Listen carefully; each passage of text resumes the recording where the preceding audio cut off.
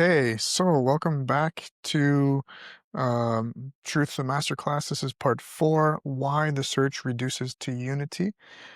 This is a very important part. I mean, this is where we're starting to get at the core of this search for truth in the way that we're defining it here.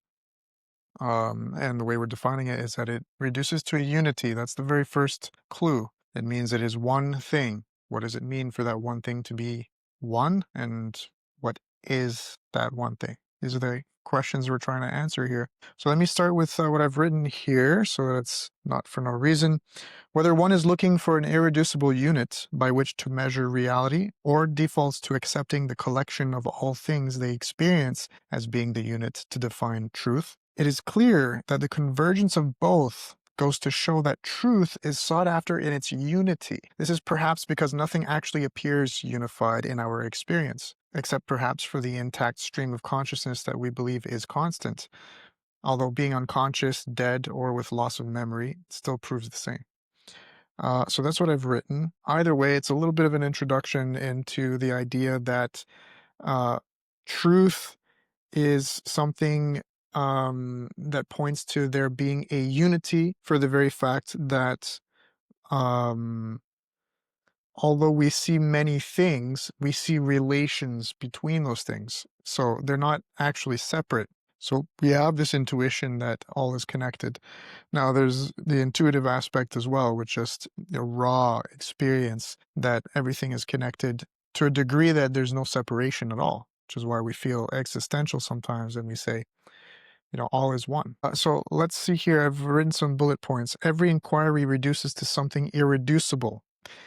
So that just goes to show you that even in our activities that we use to arrive at any kind of truth, they seem to be operating under the assumption that we have to find some kind of unity insofar as we have either a building block, which is something that science looks for. That building block is seen as one thing. It is indivisible. So the idea of there being something that is indivisible is still a unity. Now, there could be a unity separate from another type of unity. Either way, unity is something that we are looking for in our sciences, something that is irreducible, such as Planck length, for example, which is the smallest amount of space possible, or the most fundamental substrate of matter that cannot be divided, what nowadays we would call quarks, which are basically frequencies.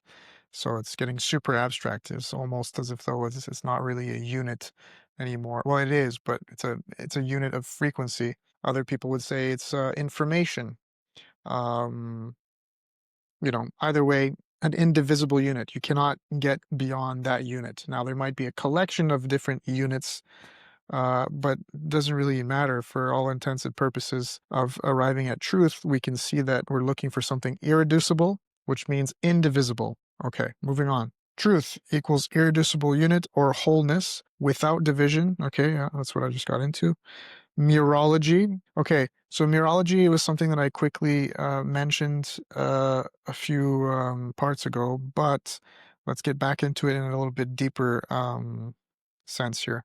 The study of the phenomenon of unity and division, or the study of wholes and their parts. Now, this is where we should probably arrive at a different way to contextualize the relationship between wholes and parts, namely with a question. If truth is a unity, what exactly is being unified? Do you see what I mean? So, like, on the one hand, science looks for something irreducible. So there would be nothing that is unified just by definition because there is no way to divide that unit. So nothing is actually unified. Uh, and yet it is one thing, right? So there's a little bit of a paradoxical loop that occurs in consciousness when we think about one thing, because although we can conceptualize it as being indivisible, it still devolves into division because we think of it as being one unit, meaning that it immediately makes itself separate from everything around it because we function through duality, through contrast. Everything must have its counterpart or opposites or asymmetry, however you want to look at it, so as to have the capability of understanding the integrity of any one object or thing. When it comes to the nature of truth, we just leave it in the abstract. It is all one thing, and we can't really measure it against anything else because it is truly one, and that's it. So we already know that this is a concept that we accept and operate by, but as soon as you start to think about it in physical terms, it's actually not possible. And this is due to the fact that we function through a dualistic mechanism, right? Contrast. We can't define anything, in other words, without counterparts or divisions. So that's a very important thing. Like, what is being unified here? Uh, I think, in fact, I will go on to argue for why it is important to actually allow and begin with constituent parts that we do unify so that we can understand that if you want to arrive at the unity of truth or truth in its unity, in other words, that you can do it through experience. And that, in fact, we do inevitably do it through our raw empirical experience through consciousness and intuition. But if you want to arrive at a concept that can lead you to the experience, it still requires that you start with your dualistic mechanism because that is the state that we exist in at the moment. Okay, so that is Mereology. Divisions, wholeness, parts, you're starting to get the gist of it. I've written here, relativity is still unity, manifest. Deconstructivism is a paradox. So the question is, for example, when people say, well, there's no such thing as an absolute truth or of oneness, the paradox falls into view when you ask that person, so relativism is the absolute truth, is it not? Right? If you say there's no such thing as absolute truth, is that the absolute truth? If they say yes, then it defeats itself, right? Because there's no such thing as an absolute truth. So if you accept that as the absolute truth, you can't accept it as the absolute truth. So that shows you that relativity isn't something that we can arrive at to get to our unit of truth. Because relativity it's still a unity, but it's a unity that immediately fragments itself, right? So like if I take two objects, if I say there's my phone and there's my microphone, there's still a relationship between the two in time and space. They don't occupy the same point in time and space, but there's a relativity between them. There's a connection that they're somehow unified, perhaps not physically, but they're unified on some level of reality because they have a relationship, right? They impact each other somehow. The microphone can pick up the sound from this phone. This phone can film this microphone, right, through its vision. So there's always some level of connection as you get up into abstraction that leads towards a unity, is the point. So the fact that there's a relationship or a relativity between objects, on the one hand, shows that everything is still unified, but at the same time separate. Separate on one level, unified on another. So I just wanted to pull that out there, that there is relativity in the mix here.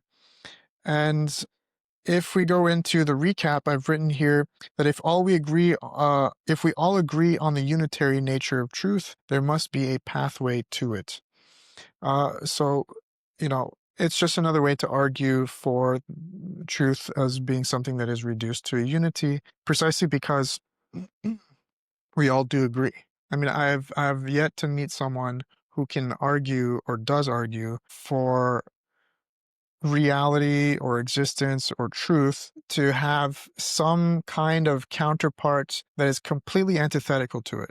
That at base, the most fundamental, profound thing that exists is actually separate from another thing that consistently exists on its own, and that they completely negate each other. Ironically, I do use a paradox that claims that that is how things are, but to arrive at the overarching truth that there is a unitary, indivisible reality that has a relationship with itself, right? Um, However, we'll get into that in later on this lecture. But the point is, there's a pathway to understanding how truth reduces to a unity, precisely because we all agree. We all agree that there is no way to separate two realities with a void, and that they can both exist simultaneously and in different states. Like, there's just not even something we can conceptualize. Um, so what we do argue over is how that state is, what it means, you know, how it emerges, what is its relationship to itself, all these other things, where it's happening, when it's happening, so space and time, and all these other questions. But that reality is, and that there's one of it, is something I have to hear from people as being an argument. So, why the search reduces to unity is now laid out a little bit more clearly. Another thing that I've written here is, what is your singularity, if not everyone's?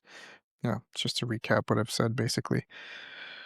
There it is. So I think the thing to take away that's most important is, what is being unified here? What are the constituent parts that we can use, that we have to use, in order to unify and see reality in its unified state? And once again, I echo that you will always have that paradox when you're trying to conceptualize unity, because we are seeing things in a duality at the same time. It is a simultaneous thing that happens. We see several things that are unified, so we see the whole, but we also see the parts that make up that whole.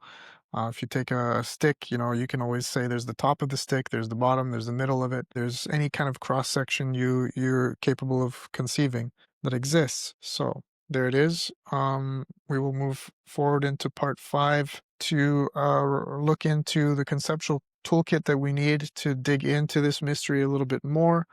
But keep that in mind, that Unity has several parts. There are different constituents, and we'll get into what those constituents are later.